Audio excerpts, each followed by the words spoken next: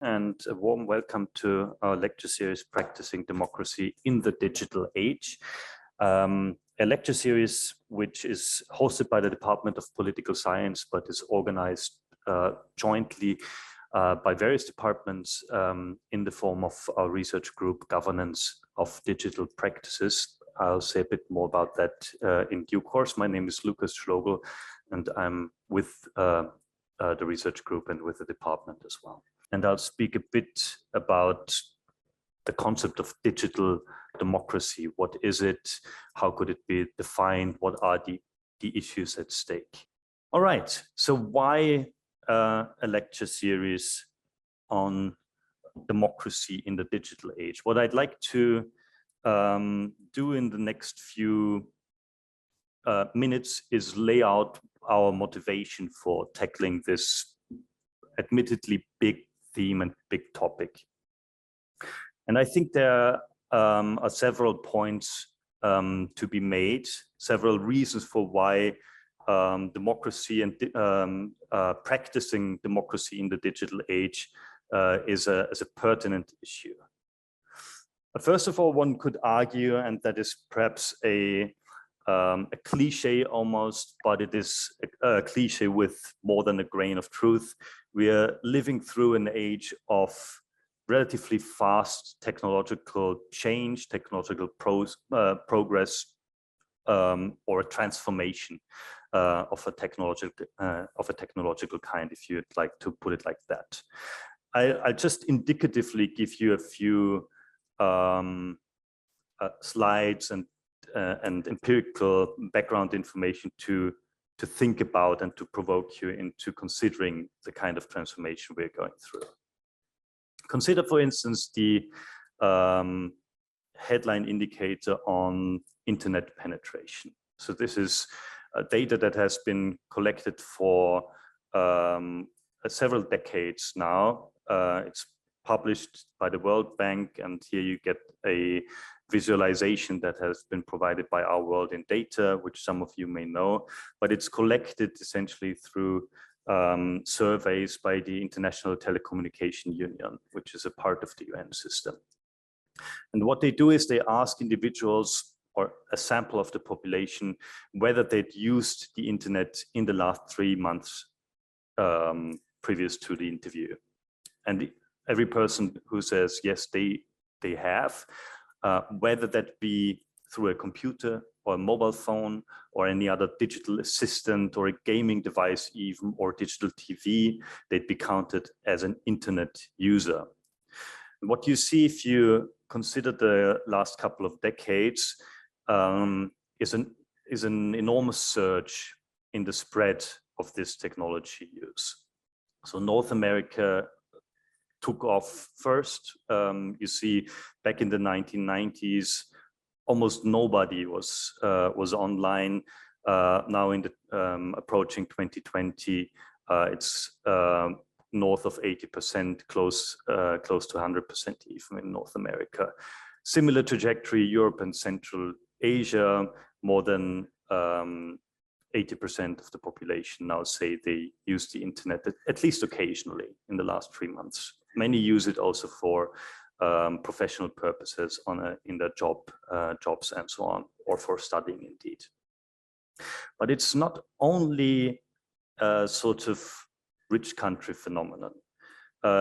If you consider the next 3 country groups, the Middle East and North Africa, Latin America and the Caribbean, East Asia and the Pacific, these world regions, and these are partly very populous world regions, have also had, with some lag compared to Europe and North America, a tremendous uptake of the internet, especially mobile phone-based internet use.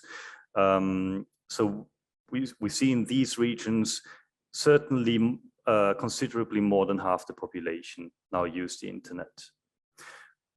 And still with considerable lag now, South Asia, places like India, Sub-Saharan Africa, they are still below half the population on average, using the internet on a semi-regular basis. But even there you see that the trend is an upwards one.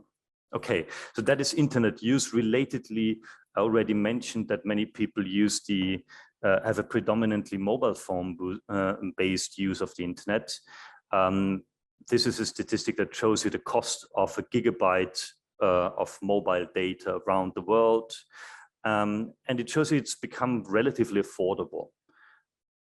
Also outside sort of the OECD high-income country sphere, geographically speaking. So also in places like Indonesia or Brazil or Argentina or even Tunisia and so on. Around the world, you see it's become relatively affordable to use mobile internet, right? Landline internet or high-speed internet is still much less common, especially in middle and lower income countries. People don't tend to use or tend to own a computer, but almost everybody owns a phone, and through the phone, the access to the internet is possible. Okay, I'm moving on. Part of that technological transformation and part of the cliches perhaps also around that is the idea of Moore's law, or of sort of regular, almost law-like upgrading of computing power. This is a slightly outdated chart already, but it shows you the cost of computing power equal to an iPad 2, which is already a slightly outdated device, over time. So a Mac 2 back in the early 90s or late 80s had roughly equivalent computing power to an iPad 2, but it was much more expensive. And an Altair 880, IBM 7090, these were all devices that had equal computing power to an iPad 2, based on 2010 dollars. Neglecting or factoring in the inflation that has happened since then, you can see on the left-hand scale how expensive these devices were. And if you've ever seen, did a Google image search or watched a documentary, these were machines that filled a room essentially. So they've gotten much smaller, much less costly, and much more powerful over time. With that, we've also seen tremendous changes in the ways society is organized, in the ways businesses work, the kinds of jobs people do. If you indicatively look at banking, for instance, it has gone through enormous changes in the last couple of decades. You almost don't need to have any interaction nowadays with bank personnel, unless you'd like to take out a loan, perhaps. But even that is increasingly possible purely virtually. And even the ATMs infrastructure that was sort of something new, something novel, even a few decades ago, is outdated by now, and you can just do online banking through an app nowadays. And with COVID, arguably, we've seen a proliferation of these technologies into all realms, and a sort of virtual normality taking hold of society through ubiquitous cloud computing, ubiquitous e-payment, ubiquitous remote work capabilities, and so on. Okay, so an age of digital transformation. We also live through an age of ideas about technology and imaginaries about technology, and you could call it versions of technological utopianism and dystopianism. These are not necessarily new ideas, but they are very visible in our age. So generally speaking, the 20th century, one could argue, was a the age of industrial utopianism. Jeremy Rifkin, a sort of popular scientist from the US, economist who dealt with very sort of forward-looking issues, tells us the following. Every society creates an idealized image of the future, a vision that serves as a beacon to direct the imagination and energy of its people. In the modern age, the idea of a future technological utopia has served as the guiding vision of industrial society. And he points us to the advent of electricity, for instance. So powerful was the new medium of electricity then that scientists and engineers of the day predicted that its widespread use would make the cities green, heal the breach between the classes, create a wealth of new goods, extend day into night, cure age-old diseases, and bring peace and harmony to the world. Okay, so even a basic technology like electricity that we all take for granted, maybe not at these particular days of an energy crisis, but generally speaking, inspired sort of technological utopianism.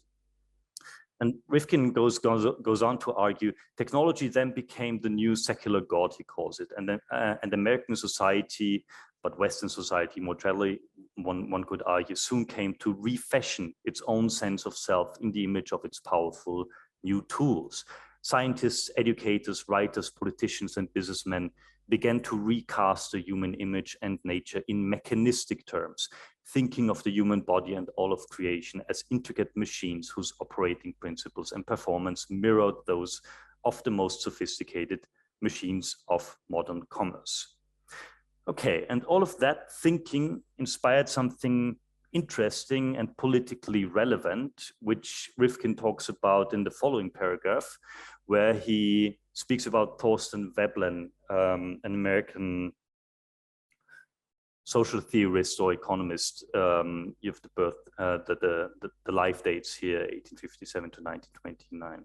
And he, quote, envisioned a country run by professional engineers who, using the most rigorous standards of efficiency, would root out inefficiencies and operate the country like a finely tuned mega machine. Okay, so that is sort of technological utopianism or thinking gone to the extreme.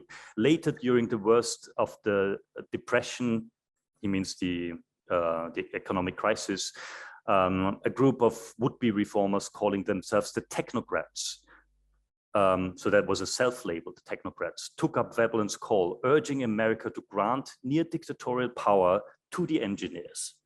The technocrats were brazen in their disdain for popular democracy, arguing that, quote, all philosophical concepts of human democracy and political economy have been found to be totally lacking and unable to contribute any factors of design for a continental technological control.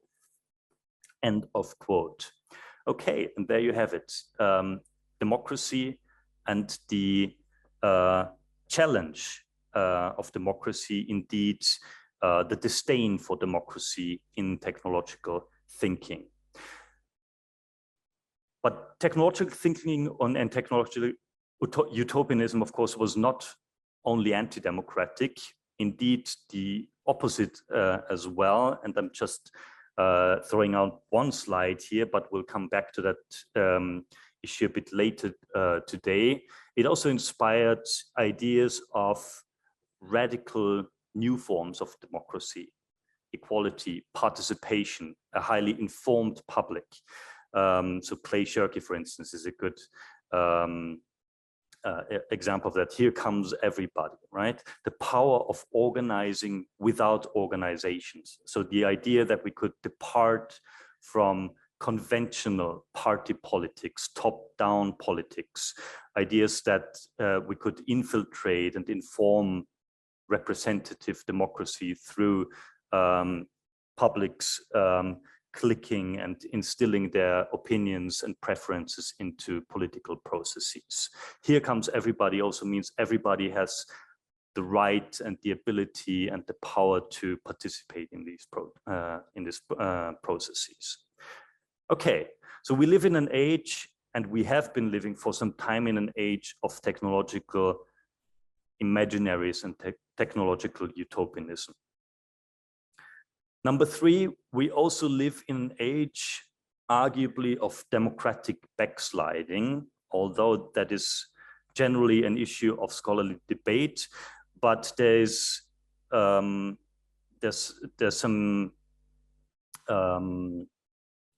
hints, there's some signals in the data that liberal democracy is not in great shape at the moment, to put it mildly. So, for instance, if we consider data from the Varieties of Democracy project, and we'll have somebody from that research program speak to us in the lecture series in much more detail, what we've seen in the last few years is a break with some sort of long-term trends really in the spread of democracy. So ignore for a moment this huge break around the 19th century. What we're showing here is the account of democracies and autocracies around the world. And you can look up the definition of the various regime types in the VDEM project yourself if you'd like. But simply counting the incidence, so to speak, the frequency of occurrence of democracies and autocracies, for a long time we've been used to seeing this count growing, right? Democracies spreading through various waves, quote unquote, they were called. Both liberal democracies, but also electoral democracies, democracies that sort of perhaps have elections, but the media aren't that free. They lack some parts of free organization, transparency, civil rights, and so on. But more recently, we've seen a big rise in electoral autocracies, and to some extent, even a comeback of closed autocracies, albeit they've been pushed back quite tremendously and they've become quite rare. But what I'm speaking of is the decline in liberal democracies, especially that you see throughout the last 5 to 10 years. So the most recent trends, things that happened in the US, for instance, in Poland, in Hungary, and so on. Challenges to the classical liberal version of democracy. And there's also an argument out there that this has something to do with, intricately to do with the spread of technology. In fact, there are various arguments that link these two phenomena. One is along the lines of technological change has brought certain societal groups under pressure and has led to a sort of polarization. So computers have perhaps replaced some jobs, people have been automated away.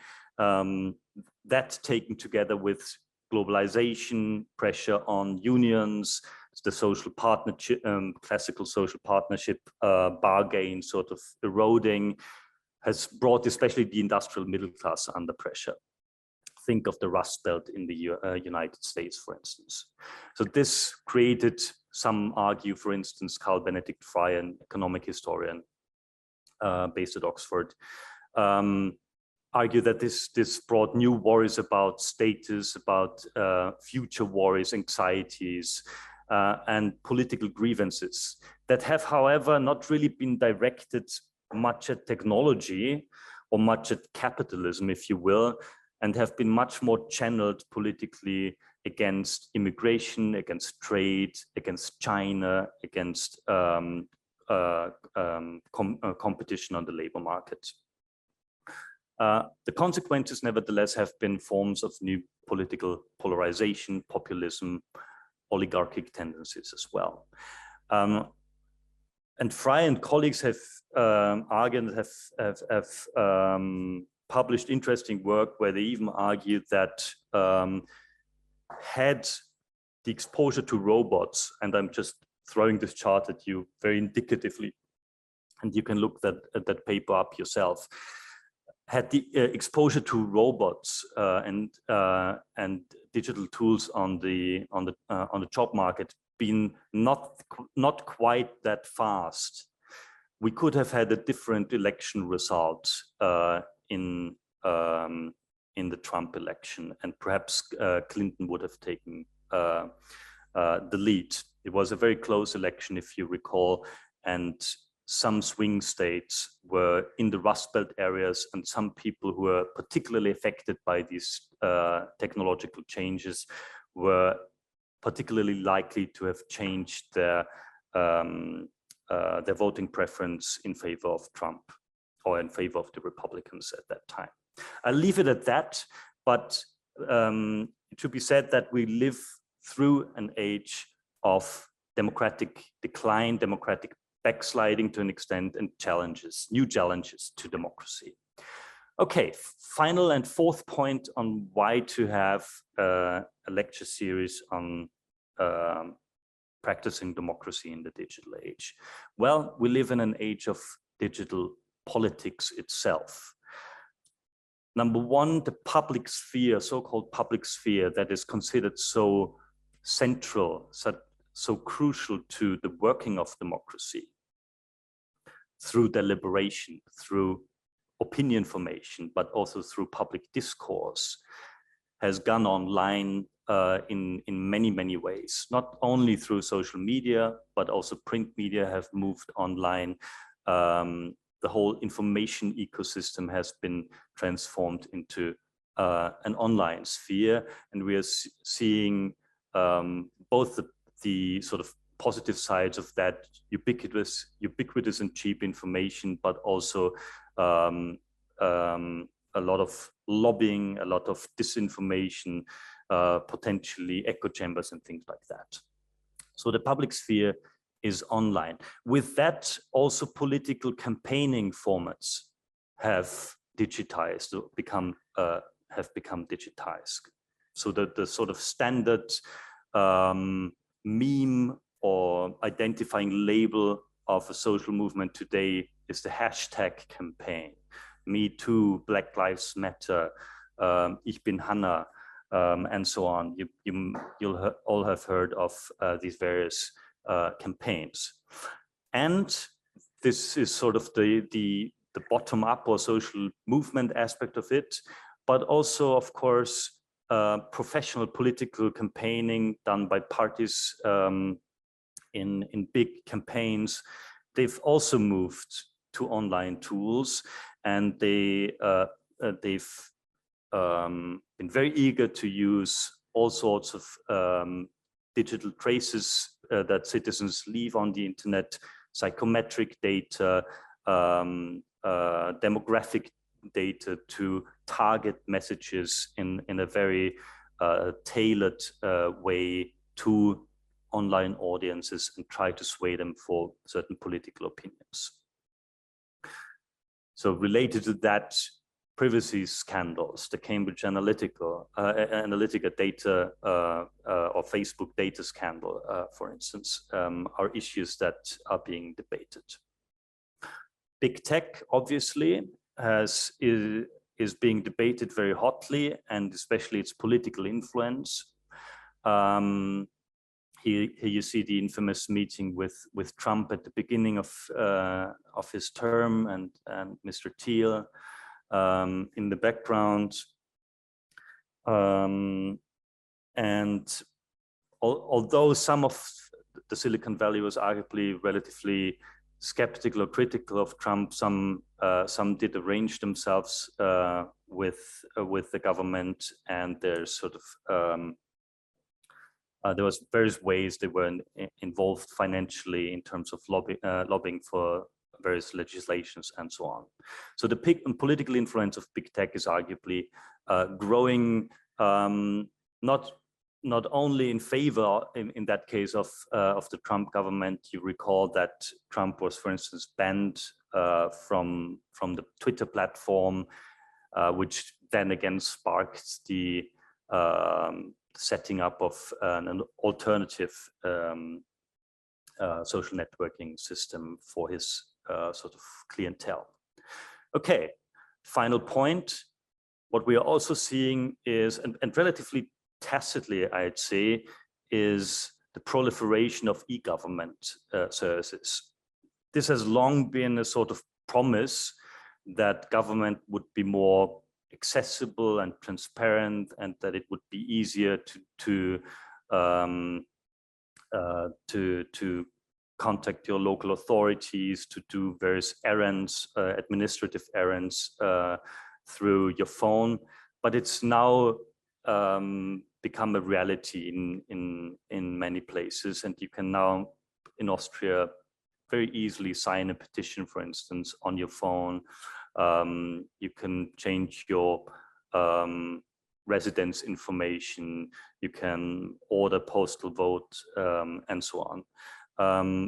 All of that has also raised questions around how secure are the infrastructures, can the data that is being collected be misused, and debates around sovereignty and safety in that space. So the reading for today is by Sebastian Berg and Jeanette Hoffmann, both with the Berlin Social Science Center, and was published in the Internet Policy Review last year. And the article is simply called Digital Democracy, and it's a good overview article. So I recommend you read it as early as possible. It's also, it cites a lot of literature that is relevant in this space and touches on a lot of different issues in a sort of cursory way, and is a good sort of entry point into the debate. So that's why I chose it as a reading for the first session. So what Berg and Hoffmann tell us is that digital democracy, first of all, it's a fuzzy term, and different things are understood by that. It can be used as an analytical term, as a sort of scholarly concept. And in that regard, quote, digital democracy investigates how the use of digital technologies may influence the conditions, institutions, and practices of political engagement and democratic governance. Okay, so if it's used as an analytic lens on the social world, it also has an acute normative dimension, right? And used normatively, digital democracy, quote, enables us to think about democracy as an open, alterable form of political organization that is always in the making, right? So something fluid, something quite dynamic, something mediated through digital infrastructures. And what they argue is that it is at the intersection of what they call democratic self-government and the use of digital infrastructures. So where these two meet, the idea, practices of democratic self-government and the use of digital infrastructures, we could talk about or of digital democracy. So where does the concept come from? Where did it originate? What kind of twists and turns has it taken? Berg and Hoffmann offer us a brief history of digital democracy. And what they say is it has gone through 3 phases. And I'd add perhaps there is an emergent fourth phase to be added, but we could debate that. Phase number 1 they identify is in the late 70s, 80s of the last century, previous century, ideas around electronic democracy. That is still the age of cable TV, essentially. But with cable TV emerged various forms of audience feedback, ways of polling, for instance, feeding back consumers, viewers, audience preferences through bulletin boards, for instance, or electronic town hall meetings. The basic idea is to strengthen information flows among citizens and also to facilitate their participation. So it's related to the idea of tailored democracy as well, right? So that democracy could have an element of people through cable networks without even the internet, the commercial internet having emerged, being able to communicate their preferences to bodies that are democratically accountable. So that's the 70s and 80s, the early starts of electronic democracy, early notions of digital democracy. They then sketch out the phase of what they call virtual democracy, and they place that chiefly in the 1990s, starting with the beginning of the early 1990s. And that revolved around notions of the cyberspace, cyber libertarian, techno-libertarian ideologies. So ideas that you could, with digital tools, perhaps break away a little bit from society, realize your own crazy ideas, have new spaces and communities that are interlinked and not bound by national government boundaries of any sort, indeed, also cultural boundaries. So a sort of, also the emergence of sort of digital countercultures. Think of John Barry Barlow's Declaration of Independence, for instance. You may have heard of that. If you haven't, do Google it. It's the idea that there's sort of a sovereign, independent cyberspace that breaks away from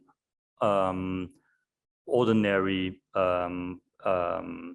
top-down industrial government. Also, implicit in notions of virtual democracy is these boundaryless ways of participation and communication, the global village, ideas of a flat world, and so on. Infrastructurally, we are talking about quite basic stuff like emailing lists, blogs, chat, IRC boards, stuff like that, chat channels, okay? And basic forms of cyber culture. The third phase that Berg and Hoffman identify is the one that they argue we're living in, and that is what has been termed the Web 2.0 or network democracy. So beginning from the 2000s, it's a transition from the audience point of view of internet consumers to the read and write web, where everybody can contribute, right? So people as content producers, people can upload stuff, the blogosphere, commenting, microblogging, social networking, and then of course the advent of online radio, the whole podcasting revolution, and so on. So this is really when mass participation, also in terms of, think back of our chart on internet penetration, the take up of these technologies really took off. And what Berg and Hoffman say, well, also first sort of concerns about these things being used for perhaps populist ends or problematic political goals. These are still, I'd say, relatively cheery views of democracy or the history of digital democracy. And probably one could argue that in the last couple of years, we've entered something of a new phase where there's a lot of disillusionment now with digital democracy, a lot of skepticism and people and disappointment really with some of the earlier ambitions and visions around the networked public. The common idea, nevertheless, through these three phases that Berg and Hoffman offer us is the idea that communication technology is used to implant forms of direct democratic elements into representative democracy. Okay, so it's within the realm of established democracies, essentially Western democracies, representative democracies, that flaws are being seen in that system, that people say, well, parties don't work anymore the way we'd like them to. The old system is somehow broken. We'd like to instill much more direct feedback and much more direct forms of participation through these new means of communication. Okay, so that's a common idea. It's nascent in the idea of electronic democracy, albeit with very rudimentary and basic means. It gets a cultural push in the 90s, and then it unfolds in the form of sort of mass participation throughout the 2000s, in the last 2 decades, essentially. What are some themes in the literature, in the scholarly discourse on digital democracy through this time? Berg and Hoffman argue that there are two strands, two themes that reemerge and that have been battling, two camps in a sense, or two viewpoints. One speaks of problems, challenges, but also promises of deinstitutionalization. So the old institutions, conventional institutions, are considered to be in a mode of crisis. I've just mentioned the party system, party membership, the work of parliament, the work of traditional mass media, and so on. They are considered to be challenged by these new challenged and disrupted in a way by these new technologies that emerge. And these new technologies also add new problems. The spread of hate speech, for instance, uncontrollable disinformation, echoing through the online chambers, the echo chambers, the idea of people sort of just getting their prior opinions confirmed and talking to very like-minded participants. The advent of bots, so of algorithmic procedures and things that are of a computer nature. So content production by non-human actors, so to speak. And of course, the advent of the platform logic. I showed you that we'll talk about more about platforms in due course in the lecture series, but they're considered to disrupt the traditional media landscape, so a form of disintermediation. These traditional media are cut through, sort of. But then there's also the hope and chances, opportunities, visions of a re-institutionalization of democracy by technological means. So they argue there's a common thread in the literature that digital tools allow for experimentation. They offer a space of possibilities for reforming, essentially, representative conventional democracy. There's also pushes for legislating the sort of anarchic cyberspace. digital rights initiatives, the birth of civic tech organizations who lobby for people's privacy rights and for tech being used for civic purposes. And I've already mentioned hashtag, the mode of hashtag movements, the birth of a lot of social movement activism and bottom-up engagement that promises, at least to some, to reinstitutionalize some forms of democracy. I'll come back to the chat in due course.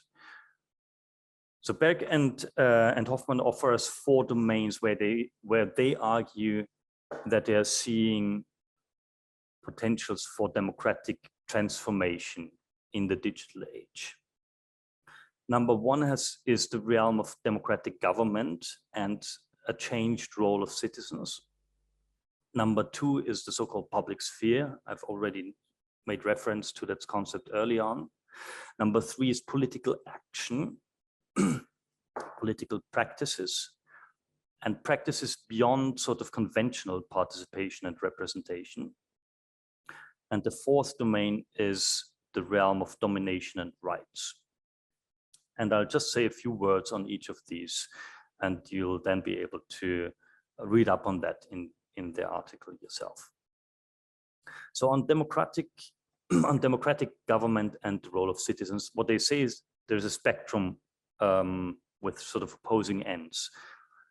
On one end, you have the idea of open government, essentially government being reimagined as a digital platform, a reinstilling of democratic possibility through digital infrastructures. And on the other hand, I already talked about that as well earlier, you have the idea of technocracy, of an escalation of the means of managerial control of society by using big data, by using analytics, by using algorithms and so on. So these are sort of the opposing poles, they argue, in the space of democratic government and vis-a-vis the role of citizens in the age of that digital transformation. Open government, government reimagined as a sort of digital platform, both in terms of as a provider of services, but also in terms of it being the recipient of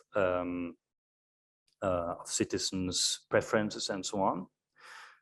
Civic collaboration and ideas of data or digital commons, the idea of self-government, and greater transparency of the government. These are sort of hopes that come with the open government idea or open democracy idea. Everything is sort of transparent.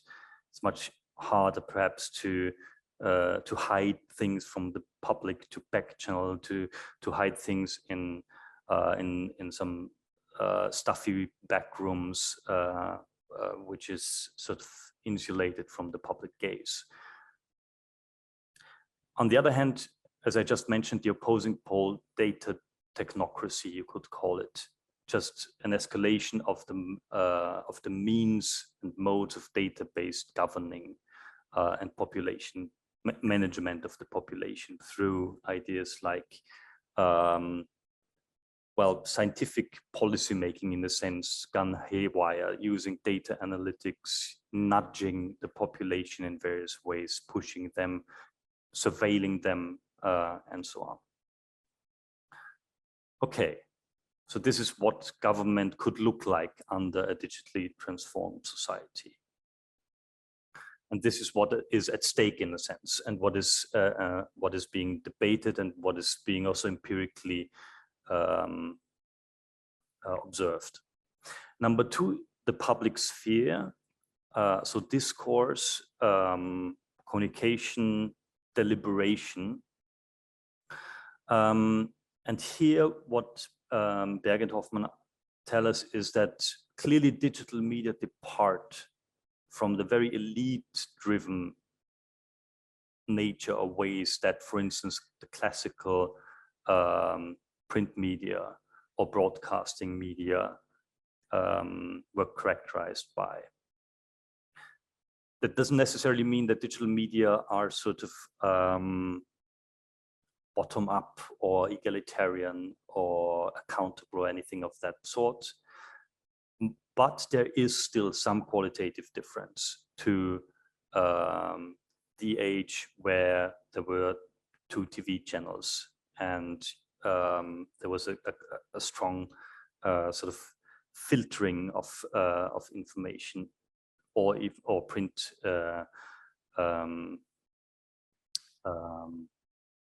or print media with very rigorous editorial filters and so on. The public sphere has been characterized with what Castells calls mass self-communication.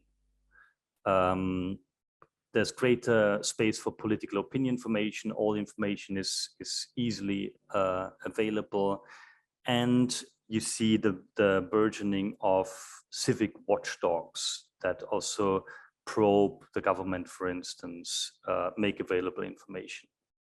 So the public is not as passive anymore as it perhaps used to be. It's not just an audience that sits in front of a television and is being bombarded with information, but it takes on a much more active role.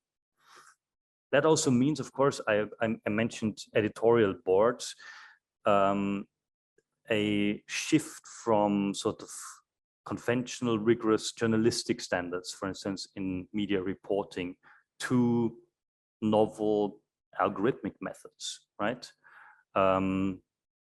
Or even uncurated content production. Okay, so these are quite dramatic developments in the structure of the public sphere. The third point is political action, political practices beyond conventional participation and representation. And there, Berg and Hoffman tell us that, well, once privileged forms of political action are in some decline, things like membership in political parties, even things like electoral franchise, or at least the big movement towards expanding electoral franchise, right? Which was also part of why the liberal democratic regime type expanded so dramatically for a long time. That is in a certain crisis or decline. On the other hand, the classical passive, more passive view of citizen, that has also changed. With that, we are seeing in the realm of political activity practices the rise of digital campaign platforms. I mentioned some of these things in my introductory remarks already. These are very sort of issue-oriented, short-term, perhaps also ephemeral forms of activism and engagement, right? These things have been called armchair activism and clicktivism and so on. Crowd-funded lobbying is another form of that, without perhaps the need of a big industry backer or sponsor or a classical party to lobby for campaign goals. Plus the rise of new control strategies. I've already mentioned the issue of micro-targeting. That is also a realm of political practice that is emerging, new sort of strategies of influence on voters through digital data. Okay, the fourth and final domain that Berg and Hoffman mention is the domain of what they call domination rights. And here they argue that platforms especially have become the dominant organizational form, and they have taken, think Google, think Facebook or Meta, think Amazon, and so on, and they have become sort of private governors they argue. They've also brought with them a huge trend towards datafication. So everything becomes sort of datafied, gets a sort of informational quality. The relationship of government with platforms is tricky, they argue. They say it's quite a sort of complicated relationship. Why? Because governments are also, and hugely so, data customers in the space, for instance, of law enforcement, in health, in intelligence, and so on, surveillance technologies and so on. But they're also the regulator of platforms. So they set privacy standards, human rights standards. They work against a monopolization of the market and so on. That makes the relationship between these two domains or actors tricky and conflict prone. Okay, final word on that. What do Berg and Hoffman conclude? They say digital democracy, quote, involves struggles over its foundational principles, its directions and meaning, its infrastructure. It should therefore be understood as a contingent political arrangement in flux. And I think that makes it an ideal topic to be dealt with from different disciplines, different angles, with a focus on different topical issues that we'll all investigate and debate in this lecture series. So it's not clear, in other words, for Berg and Hoffman, what exactly that bringing together of digital infrastructure and democratic self-governance brings about. It's a contingent phenomenon. It's a phenomenon in flux.